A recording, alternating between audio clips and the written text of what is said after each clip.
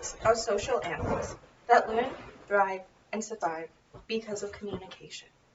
This need does not disappear due to age, illness, or disease, especially not a disease like Alzheimer's. Individuals in the moderate to late stages of Alzheimer's live longer, happier lives when communicated with daily.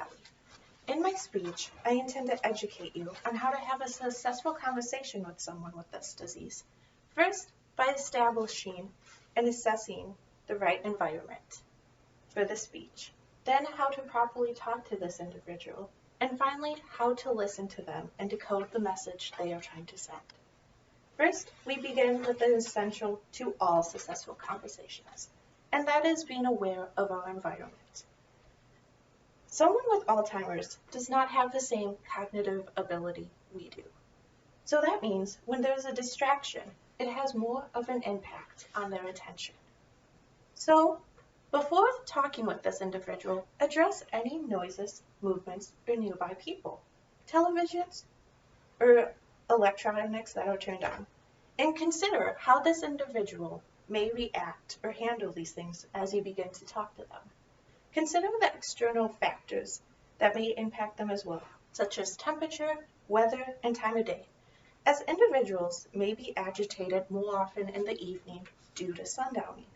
For best results, attempt the conversation in a familiar location, with electronics turned off and noises few. Make sure the temperature and lighting in this environment is adequate. Familiarize yourself with what this individual did today. If they just came from a fun activity, adrenaline may keep them from focusing.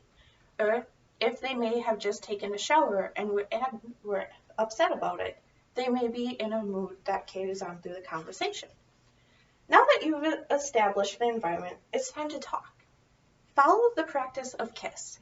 KISS is the acronym for keeping it short and simple, and it is taught to caregivers and CNAs as the best way to communicate with people with Alzheimer's. Keeping it short and simple is just as it sounds. Keeping it short involves straightforward sentences that trim out extra details. And keeping it simple is just that, keep it simple. To keep your sentences simple, avoid large words. This conversation isn't an opportunity or time to show off your fancy vocabulary. Be direct. If you're asking a question that involves choices such as, what would you like to do today? Or what would you like to wear today? Try to avoid too many options. In fact, try not to avoid questions like these in general. Instead, use suggestions. Instead of asking, should we watch a movie or go for a walk? Say, let's go for a walk. Something shared between both the speaker and receivers in conversations is the intentional and unintentional use of nonverbal cues. This is 90% of communication, and they are especially important when talking with someone with Alzheimer's.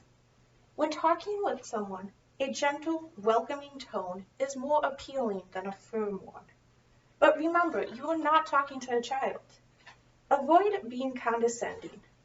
As the individual with Alzheimer's begins to talk, absorb facial expression, posture, body position, and tone, as they will say more than this person's words will.